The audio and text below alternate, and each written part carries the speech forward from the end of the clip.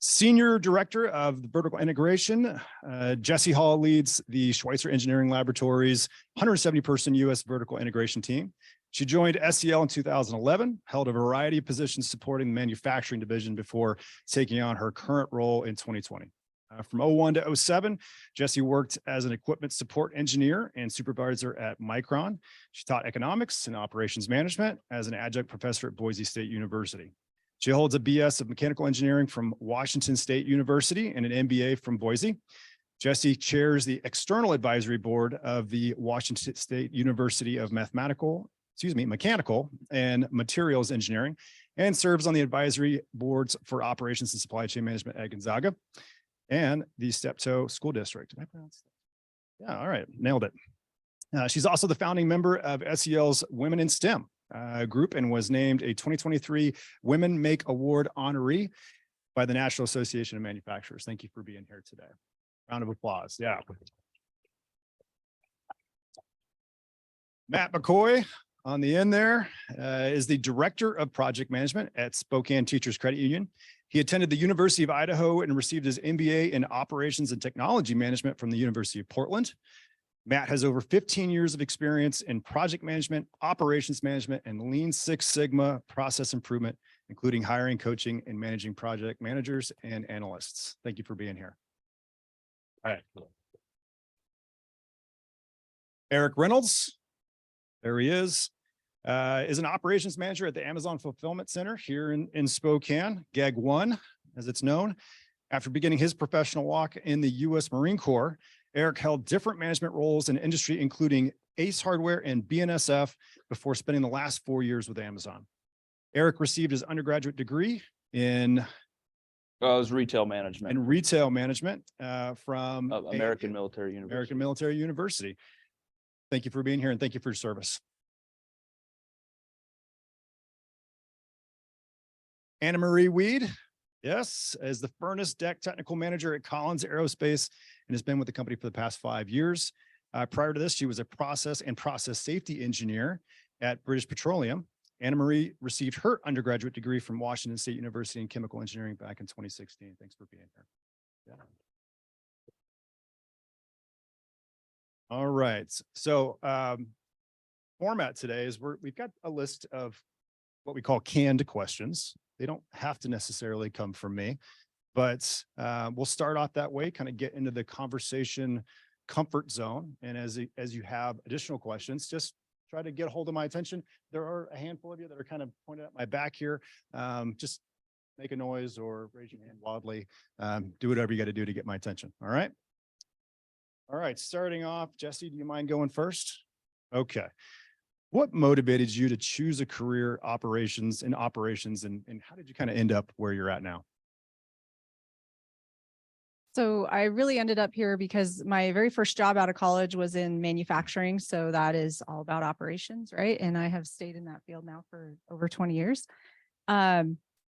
The current role that I'm in, when I started at Schweitzer 12 years ago, I started as a mechanical engineer, and then through different opportunities, I had the chance to manage different teams and take on some different projects until I was offered this role in, was that 2020, I think, 2021.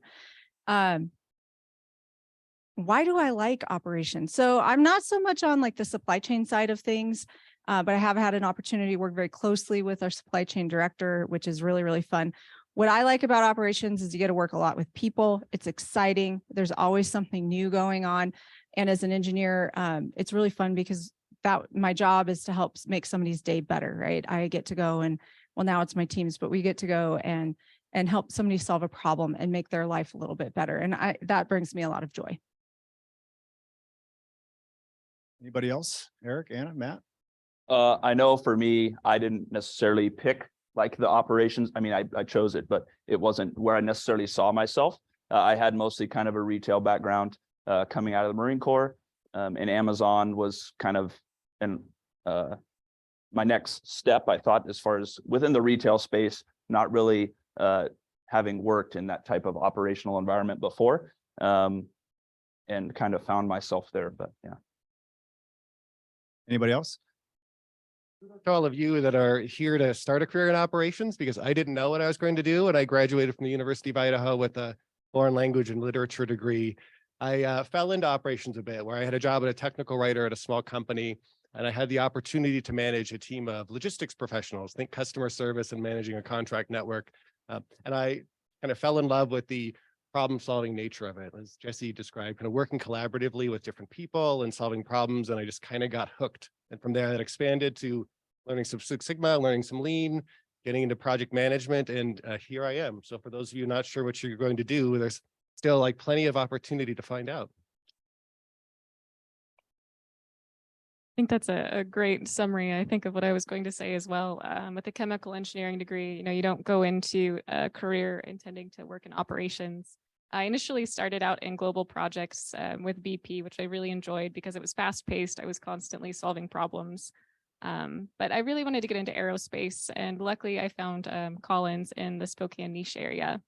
I was really happy doing some detailed design work, but anytime a problem came up in the manufacturing side of our site or in the product development side of our site, I always wanted to know what was happening.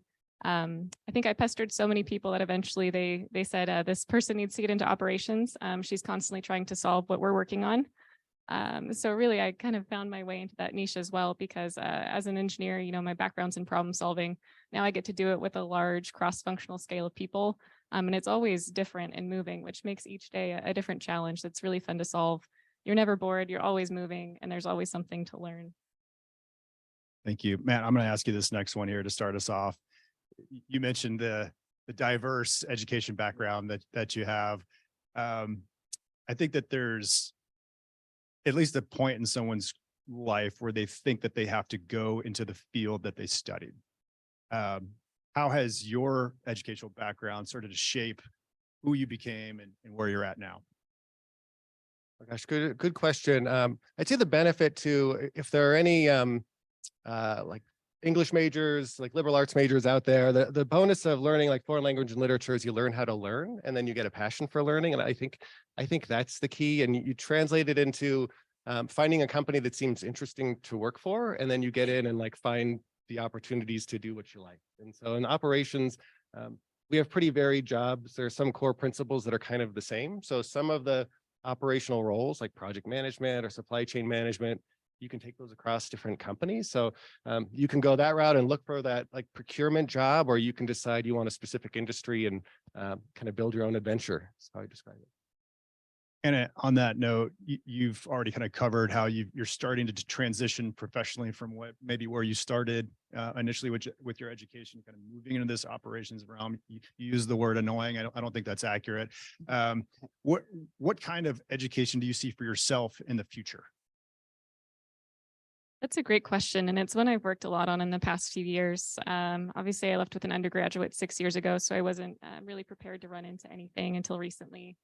I've sat down and I've really kind of mapped out, where do I want to be, what kind of team and what kind of day do I want to have. Right now, I'm obviously in operations engineering, which I really enjoy. It's a lot of short-term projects on the 1 to 2 year scale. But really, I want to be on the long-term projects and strategy execution on the 5 to 10 year scale. So for me, that looks like something like a project management certificate, starting to get more into the project and capital funding management side. So anything financial based. So currently I'm pursuing a master's in business with a focus on financials. Awesome. Anybody else? Oh, nailed that one already. Eric, I'm gonna ask you. I'm gonna poke you here. Okay. What are some of the different career options and paths within operations that you've seen? Yeah, so most of my experiences with Amazon, so I can kind of speak pretty well in that space. So for Amazon operations, there's a lot of different kind of arms of that. So there is the procurement side, there's obviously operations, right? But we also have a lot of kind of support teams. So there's a wing of Amazon called ACES that is kind of our they sent the benchmark standards for the sites, because all across our sites, a lot of the processes are pretty similar. So they kind of established what these standards should be. And then alongside that, there's the project engineering team. So that's another team of people that typically engineer processes a lot of times pretty heavy kind of mathematical level analysis of stuff, kind of defining KPIs, right? What those KPIs are, how do we monitor them, what good looks like. So Amazon, it's pretty broad in that sense where, you know, from procurement side, someone such as myself, where I'm kind of more hands-on running the operation with my team of managers, to kind of more of the kind of desk work of like figuring out what good looks like essentially and how do we monitor it. And speaking of good, we're starting to pick up on a theme here because everybody's in a different stage in their career. Sometimes you figure out what good is once you're in, right? Is that accurate? Anybody have thoughts on that? Where you start is not necessarily where you stay is what I'm picking up on here. How do you think that that kind of relates to these folks out here that may have? Yeah, so I would just say, you know, as you're starting your careers, like don't go into it necessarily thinking your first job's your forever job. What I'm doing today is wildly different than what I started doing. I don't, sadly for me, and some days anyway, I don't do much engineering anymore. It was a sad day when I had to give my calipers away because I didn't use them for 2 years. But I do get to Anna's point, like I do get to participate in and create strategies for, you know, the next 5-10 years, which I find very exciting. I love organizational management. If you would have asked me as a 22-year-old college graduate if organizational management would be exciting, I would have said no way, right? But as I've had the opportunity to learn and understand what's really important to me, that is something that I have seen. So 12 years I've been at SEL. I've had, I think, 7 different jobs in that time frame, and everyone has been a lot of fun. None of them have been exactly what I was expecting. So just like I said, as you start your careers, don't anticipate that your first job's your forever job. It probably won't be. Try to start figuring out like what is really exciting to you. Is it that strategic planning? Is it the direct problem solving? And then that can kind of help you figure out like which path it is that you want to take as you start your careers and progress. Sounds like a good plan is better than the perfect plan. Yeah. Okay. Any other thoughts on that? On that, as you're applying for jobs, there might not be jobs that have operations or some of the things you learn in class that might not be in the title. And before STCU, I was at Liberty Mutual Insurance for 10 years. You could certainly go there. I think many of the other companies represented and find vendor management, find analyst roles. Smaller companies have that same work, but maybe a different title. So be open, as Jessi described, find something interesting, and then you might branch out, where you might start on interacting with customers. You could start in a sales role. You could start in a management trainee program, and then turn into an operations role, like somewhere down the line. So it doesn't have to start in operations. There's many ways to get there. Anna, earlier you brought up you were thinking about the PMP. I assume that was the project management certificate that you were talking about, or something along those lines. We've got internships, we've got fellowships, we've got certificates, we've got all kinds of learning opportunities like this. Where do you think that sector of the education world needs to fall into somebody's plan who's getting ready to transition out of college here in the next year or so? Yeah, that's a great question. And I know in my experience, I wasn't too well versed in what options there were to kind of micro specialize in different skills. I know right now, at least for my personal path, I would have probably graduated and then based on my first role and kind of discovering what I enjoyed doing and what my industry needed. At about the 2-year mark, I really made a plan on what hard skills would set me apart from the rest of the group and really propel my my career further. As far as right now, I think any set of hard skills will really set you apart from the pack. Anything in stuff like SAP, SharePoint, CAD, coding will really set you apart when you go to apply. And then you can figure out which ones you really want to specialize in and maybe get a full certificate in a few years down the line as you figure out where in your career you want to end up or to potentially go. I will suggest a lot of different organizations are sort of making their own tools now or their own specialties. So if you do have like a specific organization you want to work for, it always could be a little advisory to wait and see what they use and then use their own internal resources to do that.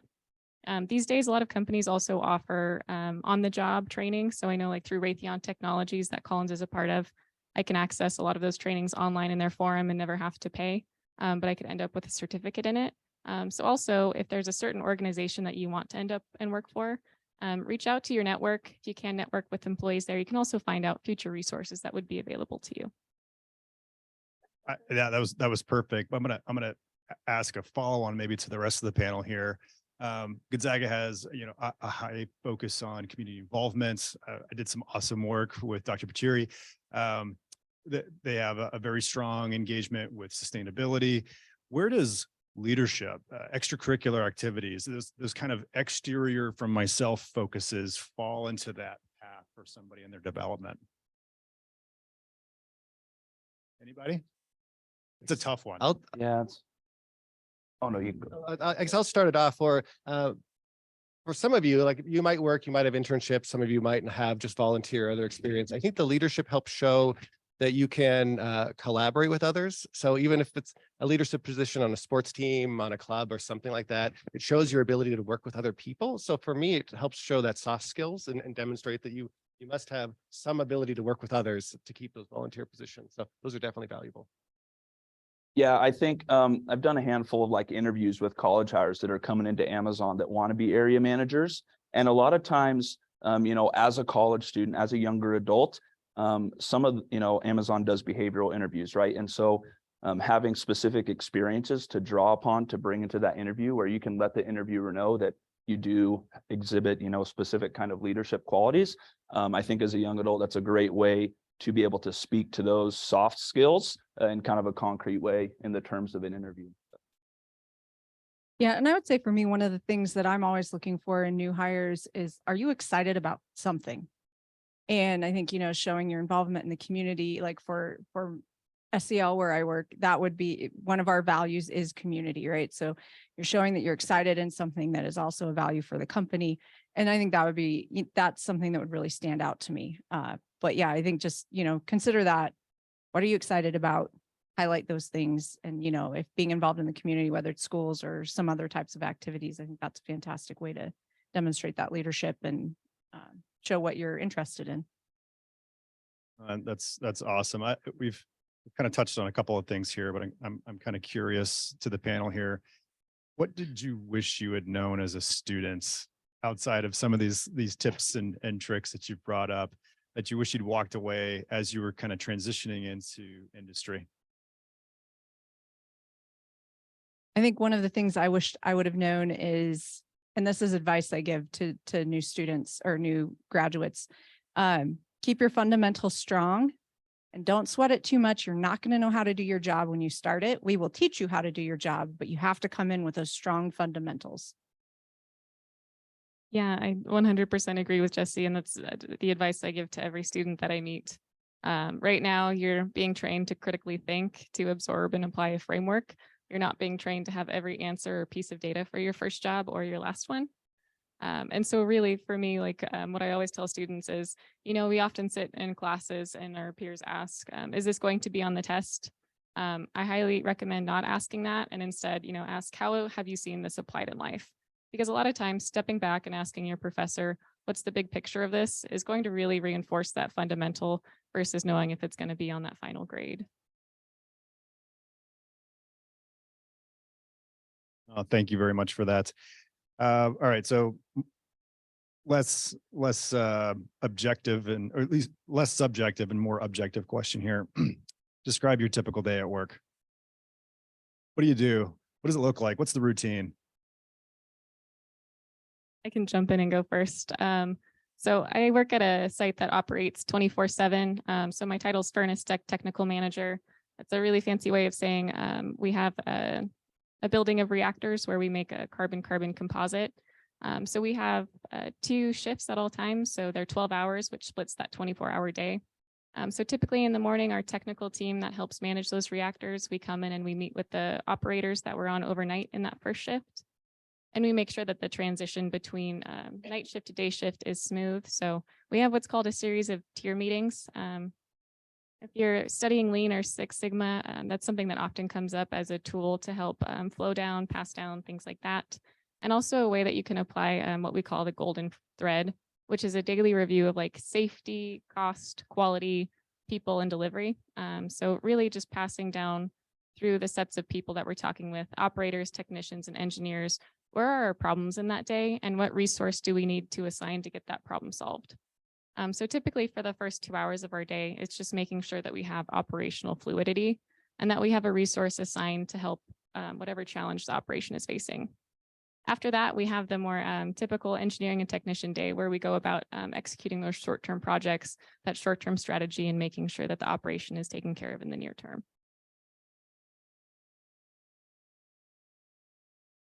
Take it. My job as director of project management at STCU is kind of mixed on like what's the long-term view of STCU's strategic plan and what we want to deliver to members. That translates into a bunch of projects in my portfolio and other initiatives that the credit union wants to pursue. So I'm known as the keeper of lists. And so I spend a lot of time working with stakeholders and reviewing progress and seeing updates and making sure that we're generally tracking on what we want to accomplish. And then a large portion of my time working with the project managers on my team that are doing the day-to-day execution of some portion of that work. So it's kind of split between some strategic work. And then the favorite part of my job is working with project managers to develop their skills, to become better communicators, to become better planners, to get to like their next level of project management, as we call it. So I think that's the bulk of my day, assuming everything's going well that day, right? And then I get to be forward thinking. I know for me, what you mentioned as far as like the single golden thread and stuff, we have a similar thing at Amazon. So a day for me, we typically have a pre-starter shift stand-up meeting between me and my managers where we cover the productivity, safety, all those kinds of stuff that we want to focus on for that day. And then from there, it just kind of goes into tasks, but pretty similar to kind of what you said as far as get in there. We'll have our starter shift meeting, talk about kind of what we're focused on for the day.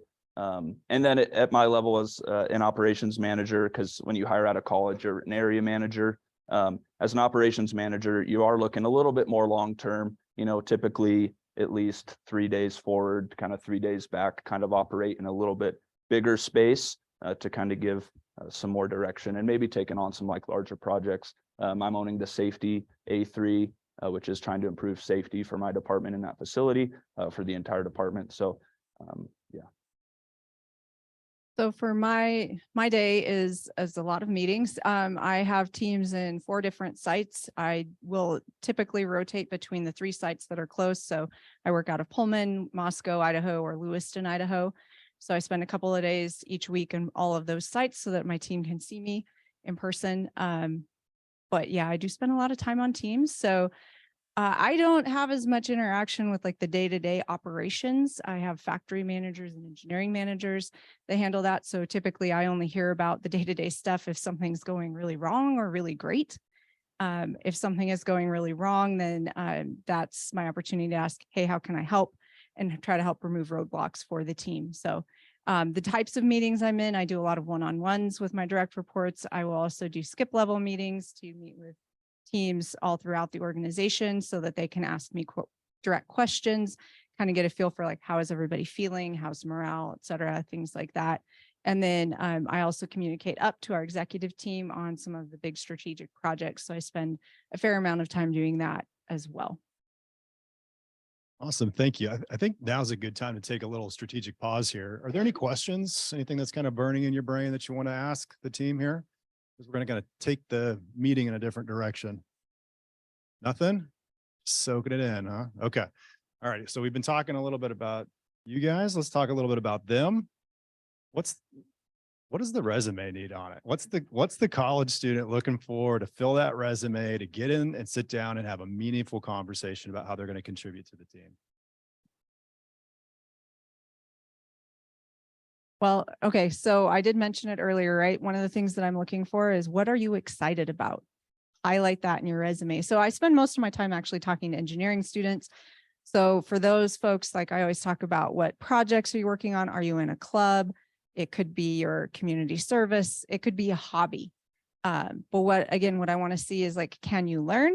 Are you excited about something? And then I'd really encourage you, as you're looking at companies, do a little bit of research, where's that connection? Because I also want somebody who wants to be there. So understanding like that, at least a little bit about the company is really, really helpful for me to get that picture painted of, yes, I want to be there. And then I'll just throw out like resumes, things like that. Don't have grammatical errors, punctuate properly.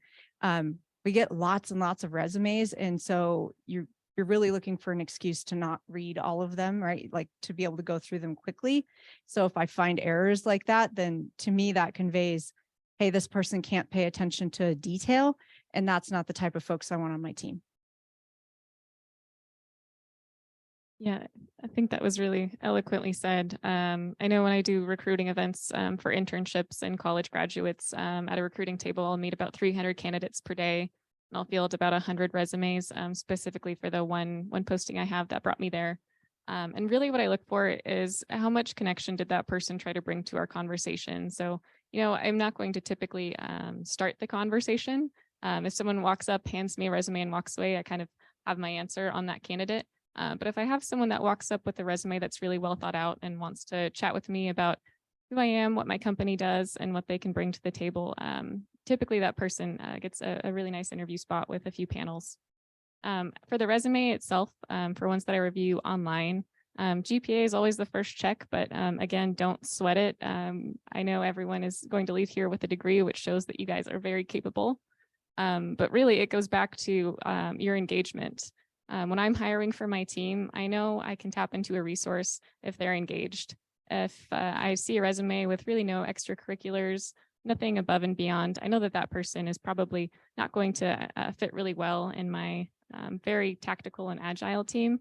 Really need someone that's enthusiastic on the day-to-day, someone that wants to be there, wants to engage, and wants to help solve problems and be part of that solution. So really those extracurriculars, and I'm even talking about like intramural sports, any athletics where you do teamwork, you collaborate, that goes a long way. Yeah, kind of how I mentioned earlier, Amazon, we have our 14 leadership principles. You can look those up. When we do interviews, we try to make it kind of as objective as possible. So we have behavioral-based interviewing that's based questions centered around those leadership principles. So at Amazon, what we're looking for is somebody out of college that's going to be an area manager, is somebody that can exhibit any of those leadership principles and is a leader and is going to contribute. I think often when we think about operations, at least in the line of work that I do, the people side is often kind of an afterthought. But I tell you right now, as an area manager at Amazon, the thing that makes somebody successful or not is how good of a leader you are and how well you can relate to your people is super important in Amazon operations.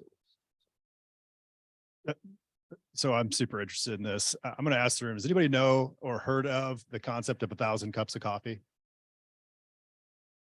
Whole bunch of east, west. Okay.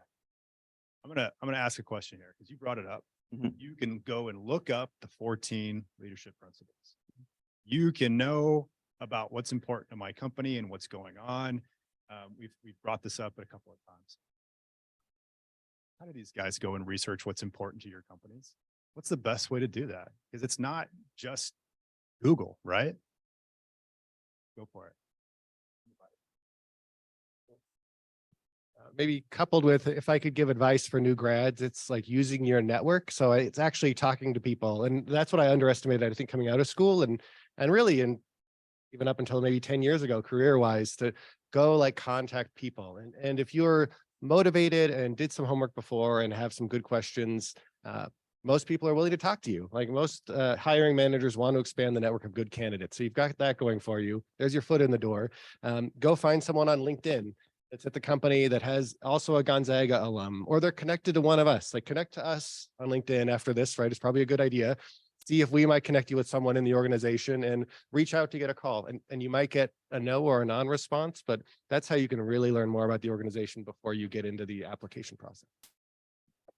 Yeah, I think that's a good point to resonate off that. Something that I think I wish I would have known sooner as well, is the networking. The value of networking, I think, is something that is also super important. I know they always preach it all the time, but it's something actually reaching out to people, because you can do a Google search and kind of get like, oh, okay, this is super, the list of information that I need or that they care about. But talking to somebody kind of actually in that space and getting some real-time kind of personal feedback on that is super valuable. So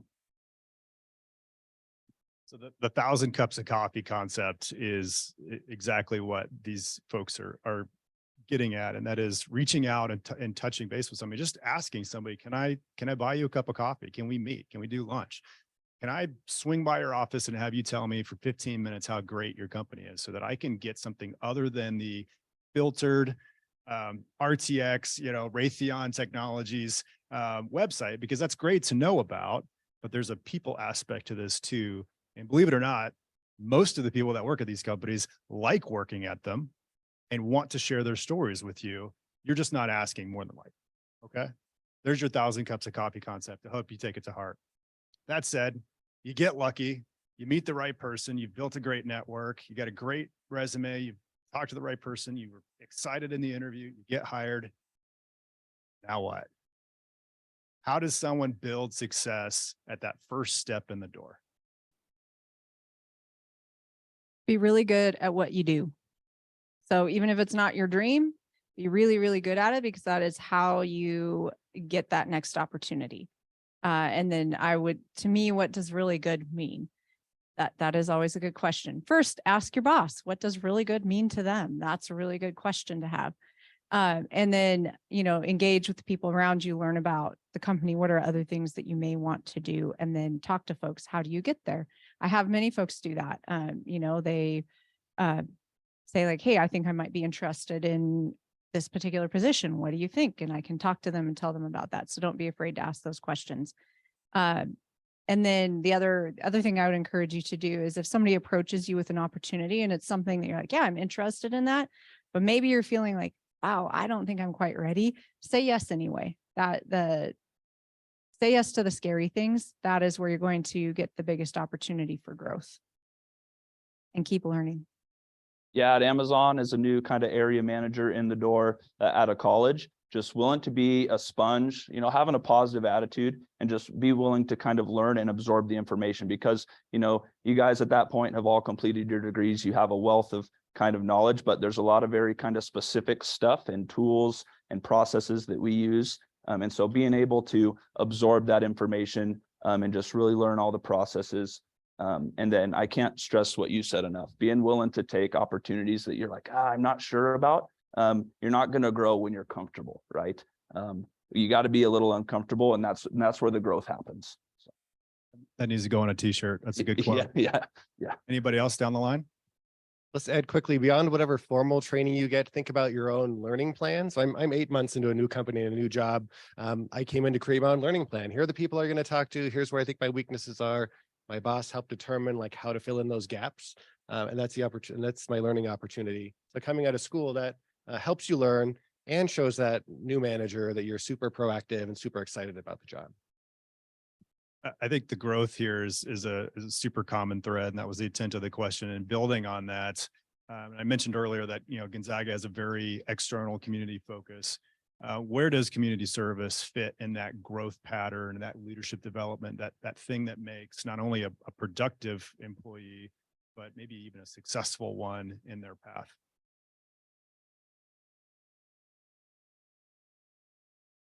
So I'll start. I work at STCU. If you've noticed, we sponsor a few things around town and put up a lot of billboards. So it goes hand in hand, and that vibe you get off all the advertisements is exactly what it's like working at the company. It's super people focused, member focused, and community focused. So as we look at the professional development of anyone at STCU, some element of that is, how do we help you give back to the community in a way that resonates with you? And it's an opportunity to show your leadership. So not only do we look at it for new hires, but encourage it as part of the professional development growth of every employee.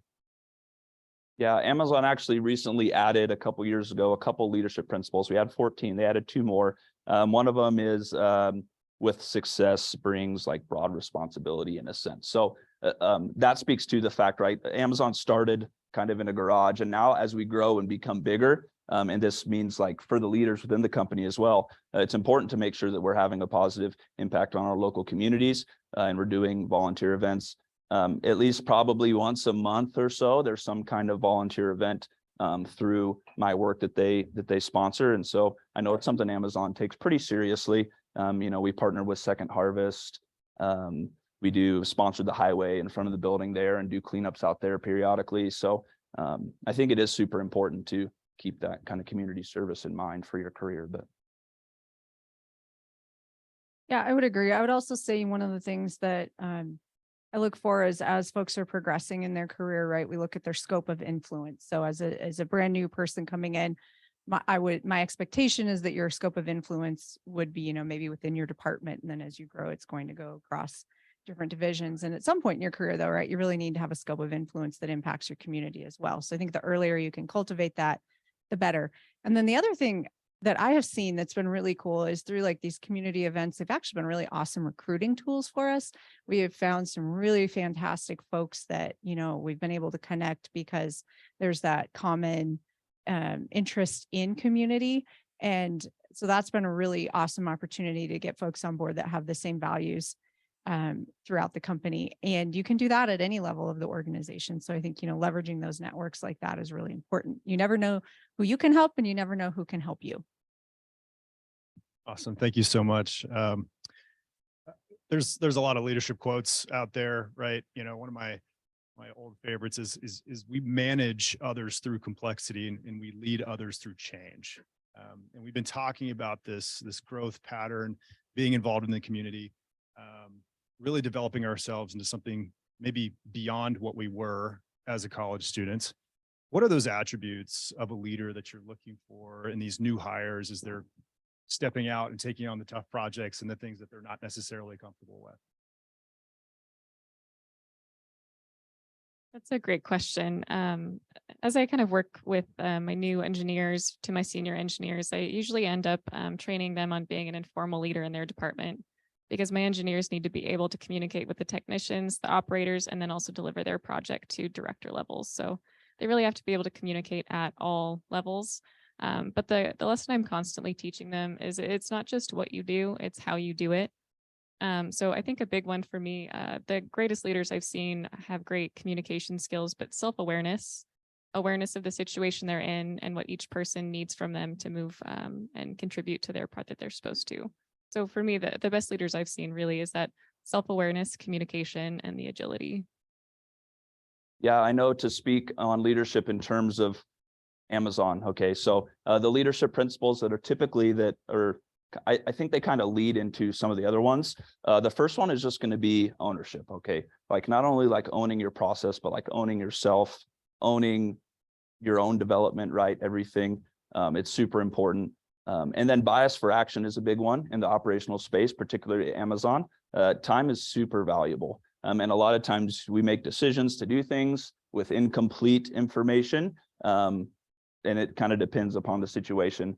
But then lastly, a big part in the Amazon operation space, earn trust with the people. Because if you're coming in at least to the FC space as an operations manager or an area manager rather, you have to be able to earn trust with your people and your peers. It is very much a people business. So I'm just going to repeat what Anna said and just remind everybody, it's not just what you do, it's how you do it. That matters the most. You cannot leave a burning bridge behind you or you'll never be able to get anything done. I'll add quickly, coming from a financial services background, that leadership is also keeping like the voice of the customer in mind. And I know that's the term you learn in your classes, but can you champion the voice of your customer? At STCU, we call it the heart of the member. But as a leader, you need to represent and be the person in the room to speak up for customers or members more. Amazon has customer obsession as one of our leadership principles that we have. So it's always about Amazon, starting the customer, working backwards, that same kind of thing. Good advice. I'm going to transition away from the individual, kind of back to the company a little bit as we get close to wrapping up. How does your company's policy on sustainability, social responsibility, ethics influence your long-term, short-term decision-making processes?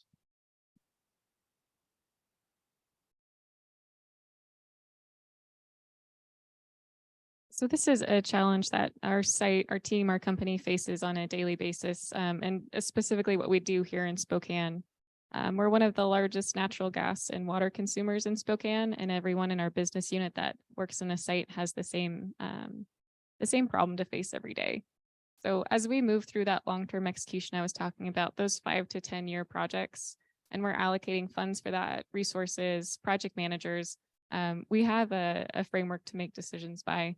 And so our number one right now is safety and environmental. So anything that's going to reduce our greenhouse gas emissions or water is the first step for project funding and resource allocation.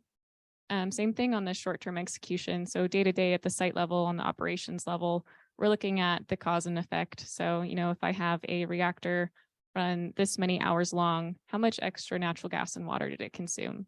And so we really focus on operations on the education of how each person's role affects those metrics of greenhouse gas emissions, water consumption, and how each person's day can influence how we're doing there. With that, we have just a broad sweeping metrics trying to really push us to reducing that footprint. So I think this year we're at like 15% reduction initiative that we're on track to meet. But being an engineer tasked with something that, is a global challenge like that is really exciting. And it's something that you can really rally the team around, things that most folks want to contribute to. So when you're talking about team engagement, having a call to action like sustainability is a great thing to work on as a leader and in operations management. An additional challenge, but a really fun one to tackle that the team is always excited to do. For STCU as a credit union as opposed to a bank, it's a nonprofit. So we're here for our members. On the environmental side, there's not as much we can do, although like different green certifications on new buildings, but we focus a lot on if we do have excess money, what do we do with it? And STCU has started a foundation called Here for Good, which is a better way to drive those dollars back into the community. Because as the credit union, we're stewards of members' money versus making money that goes to a bank shareholder. That's the credit union movement pitch as a quick aside. But everything's focused on like, how do we use like what we do as a force for good, whether that's giving members better rates or providing some donations back to the community. So at least from the people perspective, that's first and foremost for STCU. Yeah, so for sustainability, a lot of our, environmental sustainability, a lot of our products actually are focused on that as well. So SEL's products, we protect the distribution power grid. So there's a lot of things that we can do to help prevent forest fires, things like that. Excuse me. In our manufacturing divisions, one of the things I like to comment on is like sustainability really makes business sense, right? Like if I can reduce my packaging, that's less cost. If we can figure out better ways to ship things that are more environmentally friendly, they're generally lower cost as well. Our new factory that we have in Moscow, that was kind of the impetus for it, was we figured out that we could get into printed circuit board manufacturing in a sustainable way where we're recycling all of the water. So we don't discharge any water that's coming out of the facility. We recycle all the metals. The only thing that we're actually have leaving the facility are salts, which is very, very rare if you look up printed circuit boards. So that was really kind of the impetus, because we want to be a good neighbor in our community. Ethics and whatnot. Ethics, like one of our values is integrity. So that is a key part of what we talk about every day about how we want to do our business. And then we're an employee-owned company as well. So what do we want to do with our profits? The employees are the shareholders. So how do we want to engage in our community? That is somewhat similar. It's not a not-for-profit, but it is somewhat similar where we get to make those decisions of how do we want to invest that money back into the community and back into the company. Yeah, Amazon obviously has a lot of environmental initiatives kind of on a nationwide scale, but here at GEG1 kind of on the local level, we do have typically kind of at the site level and regional level, our own sort of environmental scorecard where we track different KPIs and initiatives that we're doing to try to minimize our carbon footprint as well. And then to ethics, that definitely is kind of an everyday thing, especially when you're working with people and managing people. Actually, part of our startup meeting that we have every day with our team of managers, and then again with our associates, is a DEI tip. So diversity, equity, inclusion, right? So we bring that into the conversation every day about how can we be better leaders or just better like fellow peers. And make sure that we're creating an environment that's diverse and we include everybody. Eric, are you reading off of my answer sheet or question no. sheet over here? No. So the next question is obviously when we, sustainability, ethics, being a part of the community, where does diversity, equity, inclusion, belonging fit in the operations manager's goals?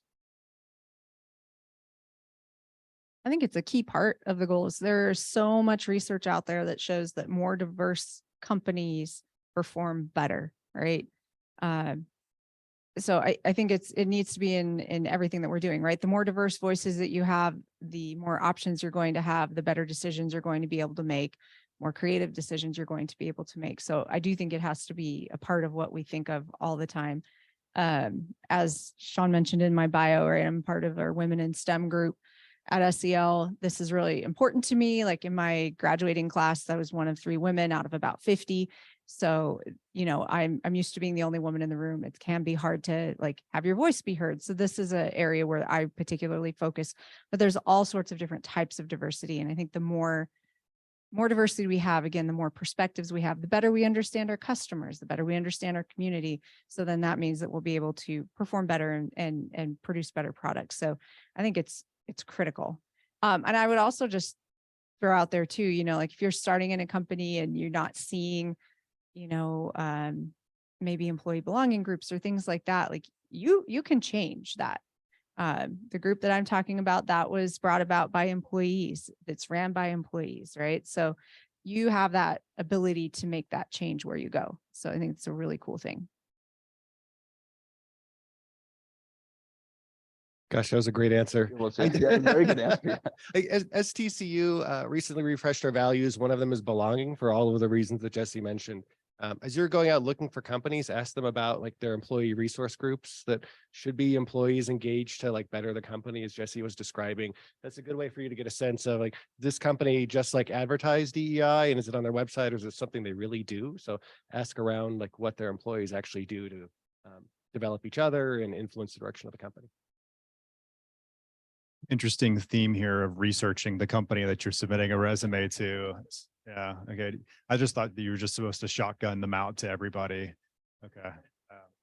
Any other thoughts on belonging? Okay. Wrap up question here. This has been a great discussion. At least thank you for allowing me to come and participate in this. I think most of the crowd is going to agree with the opportunity here, and definitely thanks for your time. I'm going to start with Anna because she doesn't have a mic. What's the one piece of advice that you would give to a student on your way out the door today? Yeah, that's a great question, and one that I really tried to think hard on before I got here today. And mine is really simple. It's just be aggressively curious. That curiosity is really what's going to set you apart from the group, make you successful in your first role. Don't be afraid to ask questions. Typically, when you're asking questions, that means you're engaged. It shows your employer you're in 100%, or the recruiter that you're 100% interested in the time that they're giving you. So go where you want to, be curious, and you'll find it. Gosh, mine is pretty close to that. I was going to say be open. So be open to new opportunities, to risks, to learn something new. You'd just be surprised where it takes you. Odds are the next 10 years of your lives are not going to go exactly as planned. So be open to the kind of twists and turns along the way. I'd think of your career as not like a ladder, but it's more like a lattice where you might move from side to side. You might move up sometimes, you might move down sometimes. It's okay. It's not one like unidirectional path. I'd say definitely, to echo what Anna said, be curious. I think it's super important when you come into that new space, right? There's going to be new processes, stuff that you may not have had exposure to, but obviously your college career is going to help prepare you to learn and be successful in that space. So just being curious to really learn as much as you can about that job, about your role, and do not hesitate to ask questions either, right? When you first come in, you're not going to know all the answers. Just ask questions and just absorb the information.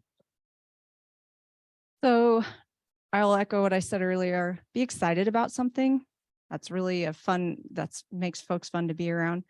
Assume positive intent. That is something one of my friends shared with me. And even if in the rare situation somebody does actually have ill intent, by assuming that the intent is always positive, your life will be better. It is a much better outlook to have on life than assuming folks are out to get you. And then the last is my favorite leadership quote is from Brene Brown, and it's clear is kind. It's something we talk about all the time at my leadership team. You need to, work on strategies on how you can be as clear as possible. So how do you give critical feedback? Because being clear is the kindest thing you can do. So even when it's tough to have the discussion, do it anyway. It is the kindest thing you can do for people around you. Thank you so much. I've been on the receiving end of these kinds of panels in the past. You get so much information pushed out to you that you don't even know what to ask, but there might be a hand or two to raise in the crowd here. Anybody want to ask a question before we wrap up? Yeah, go ahead.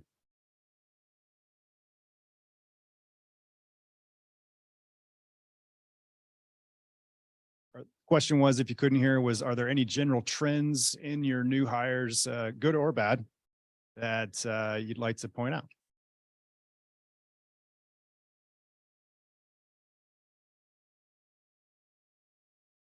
I would say I think we're seeing more trends of folks being engaged in the community, which is really cool to see. So trying to think and I think some more specialization and a lot more research is being done. So I think those are all really good, positive things. I think there's two things I've noticed in our recent kind of recruiting events or new hires. The first one is there's definitely this expectation now that someone must come in knowing exactly how to do the job they were hired for. I can assure you that your first boss by no means expects you to know what to do on day one. Typically, you have an onboarding plan, and if not, my recommendation is to be very clear up front and ask your new manager what your 30, 60, 90-day goals are. Or if you're in a more long-term role, ask what they expect of you 3 months, 6 months, and 9 months out into that role, so you know what like your development plan will look like. The other trend is actually just interview advice. Recently, we've had a slew of people come into interviews where they act like it's more of a deposition rather than a conversation, where it's very limited information, very to the point questions. But really, we're giving you an hour of time to have a conversation and connect on the personal level. So don't be too nervous. Those interviewers are there to talk to you too. They're not trying to extract a single sentence from you, but really just get to know who you are. So feel free to relax, open up, show your personality. I don't know that I have a good answer to that. So that's a tough one. I don't have a good answer. Sorry. Was there another question out there? Thought I saw somebody.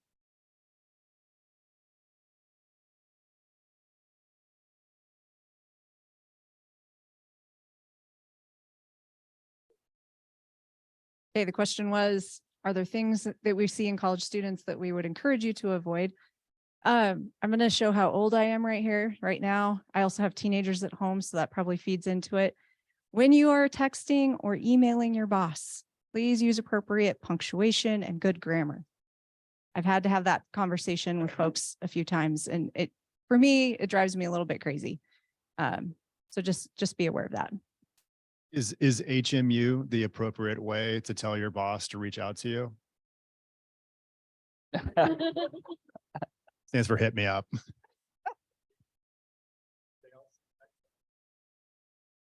I'll add to you probably, I know folks want to get a lot of feedback, and generally like the younger you are, the more feedback you want. And as generations get older, like the less feedback. So first, if you don't get positive or negative feedback, it's probably okay. Like someone's going to at least tell you if you're not doing well. But also it's okay to ask for feedback. Some of our discussion points on like how to manage well, like the next generation. And that comes in giving like more clear, good feedback, which is a good management principle anyways, but I think just something to be aware of, that you might not get the feedback you're used to in the college environment, but it's okay to ask.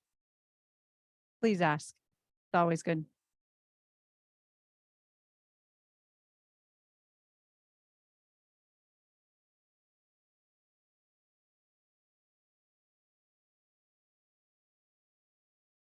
Okay, the question is, what's the best question any of us have been asked by an interviewee? Which actually I'll throw out there for interview advice for all of you. Come with questions. That is absolutely something I always look for. I'm trying to think of what the best question is that I've been asked. Yeah, I guess I'll just say, I don't know that necessarily there's a singular question that is probably going to, and I can't think of one off the top of my head, but the candidates that typically have stuck out to me are the ones that maybe have some kind of questions that some kind of general interest, right, in what the company's doing. Not necessarily like a specific question, but I think kind of that vein of questions about, hey, well, you know, what are you guys doing with this, or that shows some kind of genuine interest there. Well, and as Anna commented, right, like it's a dialogue. The interview is not just the company's opportunity to interview you to see if you'll be a good candidate. It's your opportunity to interview the company to see if it's someplace you want to work. So I think, I don't know if this was the exact question, but something along the lines of like, why do you like working here? Those are the questions that I've really appreciated. I actually just had a candidate ask me that last week, like, hey, you could go anywhere. Why are you still here? And that was a really great discussion. I think that's a good one. And you could also ask questions like, a year from now, what does success in this role look like? Or what do you think are the key challenges facing someone coming into this role that show that you're interested in like what the future looks like? So we've run out of time for public questions. I think our panel members have a couple of minutes afterwards, maybe. If you want to go one-on-one, I would take advantage of that opportunity. But before that, let's say thank you for their time today.